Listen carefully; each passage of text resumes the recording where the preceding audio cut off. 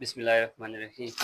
अस्सलाम वालेकुम dear students, क्या हाल चाल है। उम्मीद करता हूँ आप लोग ठीक होंगे। सो डियर स्टूडेंट्स, एक्सरसाइज 2.3 हम लोगों ने कंप्लीट कर ली थी, जिसमें हमने थोड़ी बहुत कुछ लॉगरिथम की करैक्टरिस्टिक्स, कुछ खूबियाँ, कुछ खसूसियात हम लोगों ने डिस्कस की थी और उन क्वेश्चंस को थोड़ा बहुत सॉल्व भी किया था। नेक्स्ट हमारे पास जो फंडामेंटल चीज़ें हैं लॉगरिथम के रिलेटेड वो आ रही हैं, मतलब बेसिक जिसको हम लोग बोलते हैं वो आ रहा है। तो उसमें सबसे मेन जो चीज़ है वो कानून है, लॉज ऑफ लॉगरिथम है कि लॉगरिथम में कौन कौन से लॉज इस्तेमाल किए जाते हैं। तो सबसे पहले है प्रोडक्ट लॉ। प्रोडक्ट लॉ से मुराद ये है कि सिंगल लॉग में अगर दो वैल्यूज मल्टीप्लाई हो रही है, जैसे यहाँ पे लॉग एक्स वाई है, तो हम अगर उनको सेपरेट करते हैं तो अलग अलग दोनों वैल्यू का लॉग अगर लेंगे तो वो प्लस हो जाएंगे। Log x multiply by y वो इज इक्वल टू हो जाएगा log x plus log y. Base उन दोनों की सेम रहेगी जो पीछे मेरे पास प्रोडक्ट फॉर्म में दी गई होगी। इसके अपोजिट हमारे पास एक लॉ है जिसे हम क्वोशंट लॉ या डिवीजन रूल भी कहते हैं। डिवीजन रूल में क्या है, अगर दो वैल्यू सेम लॉगरिथम में डिवाइड हो रही है, एक ही लॉग में दो वैल्यूज डिवाइड हो रही है, तो वो क्या हो जाएंगी, पॉजिटिव के अपोजिट की क्या हो जाएंगी, माइनस हो जाएंगी। तो log x divided by log y है, तो वो क्या हो जाएगा, log x minus log y हो जाएगा। Question is difference between the logarithm of numerator and denominator. ये नीचे उनकी स्टेटमेंट फॉर्म भी लिखी हुई है। The logarithm of a quotient is the difference between the logarithm of numerator and denominator. Numerator बटे के जो ऊपर वैल्यू और डिनोमिनेटर जो बटे के नीचे वैल्यू होगी। उसके बाद थर्ड और सबसे इम्पोर्टेंट लॉ में ये शामिल होता है हमारा पास जो तीसरा लॉ है। बेसिक वो क्या है कि वैल्यू दी गई है, उसकी एक पावर है, लॉग एक्स की पावर एन दी गई है। तो लॉ जब हम लॉग उसके ऊपर अप्लाई करेंगे तो लॉग उसके साथ क्या करेगा, पावर को स्टार्ट में भेजेगा। तो logarithm of a number raise to a power is the product of the power and the logarithm of the base number. मतलब क्या होगा, पावर स्टार्ट में चली जाएगी, लॉग एक्स की पावर एन जो है वो एन लॉग एक्स बन जाएगा। उसके बाद हमारे पास एक चौथा कानून भी है। बेसिकली हम पढ़ाए तो तीन ही जाते हैं, लेकिन ये चौथा भी है जिसको हमने यहाँ पर 2.4 में एक आधे क्वेश्चन में इस्तेमाल भी करना है, change of base law. This law allows to change the base of logarithm from B to any other base A. किसी भी और बेस में हम नेचुरली तौर पर बेस 10 यूज़ करते हैं। उसका फ़ायदा ये होता है कि लॉग के साथ अगर बेस 10 शो ना भी की जाए तो काम चल जाता है। जैसे यहाँ पे log x to the base b था, तो उसको उसने लिख दिया log x over log b और दोनों की बेस बी से ए कर दी। उसके बाद हमारे पास कुछ एप्लीकेशंस में क्वेश्चन आ रहे हैं और नेक्स्ट हमारे पास एक्सरसाइज 2.4 आएगी। तो एक्सरसाइज 2.4 में हम एक एक करके क्वेश्चंस को क्या करेंगे, डिटेल से सॉल्व करेंगे। तो नेक्स्ट अब हम एक्सरसाइज की तरफ बढ़ते हैं। एक्सरसाइज 2.4 क्वेश्चन नंबर 1 वो कह रहा है कि कैलकुलेटर यूज़ नहीं करना और इनको सॉल्व करें।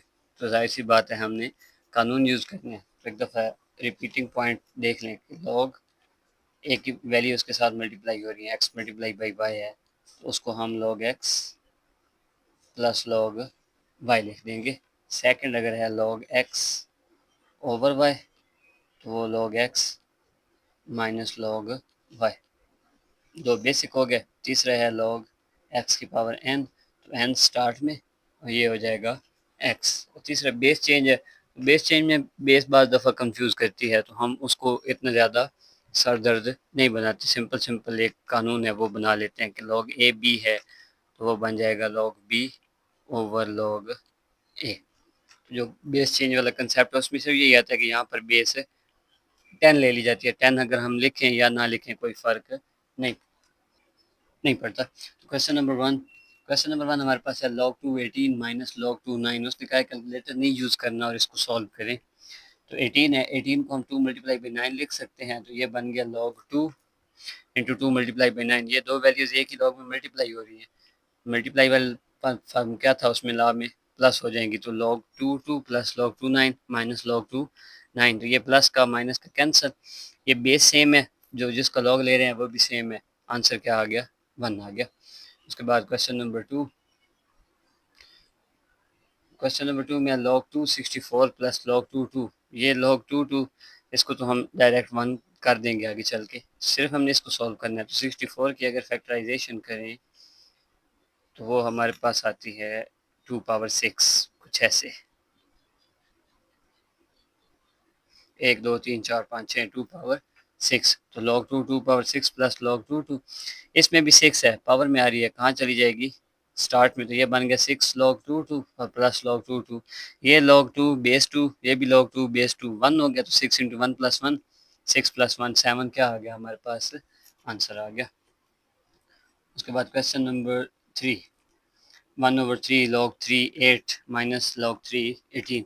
फैक्टराइजेशन कर लेंगे सिंपल सिंपल इन तीनों की, 8 की भी 18 की भी, तीन सॉरी दोनों की। तो 1/3 log 3 8, 8 को हम log 2 4 ज़ार 8, 2 2 ज़ार और 2 1 तो 1 2 3 2 पावर 3 लिख सकते हैं। सेम एज इट इज 18 भी 2 मल्टीप्लाई बाई 3 मल्टीप्लाई बाई 3 लिखा जा सकता है। तो log 3 2 पावर 3 1/3 हो जाएगा, क्योंकि स्टार्ट में है। तो बजाय इसके कि मैं उसको बाय ले जाऊँ, मैं इसको भी तो अंदर लेके जा सकता हूँ ना। तो log 2 3 वो स्टार्ट में था, पावर बन गई। आप चाहें तो इसको ऐसे भी कर सकते हैं 1/3, वो जो पावर थी वो स्टार्ट में आ गई, ये बन गया log 3 2। यहाँ से भी कट गया, इस सूरत में भी कट गया, बचा सिर्फ वही log 3 और 2। इधर ये मल्टीप्लाई हो रही थी दोनों वैल्यूज, ये 3 पावर 2 बन जाएगा। तो इनको क्या कर देंगे प्लस, लेकिन बाहर माइनस की वजह से यहाँ पर दोनों क्या हो जाएंगी, माइनस हो जाएंगी। तो ये log 3 2 log 3 2 आपस में कैंसिल, पीछे बचा -2 log 3 3। ये log 3 बेस 3 1 होता है, तो -2 × 1 -2 क्या आ गया हमारे पास, आंसर आ गया। उसके बाद है log 2 प्लस log 25।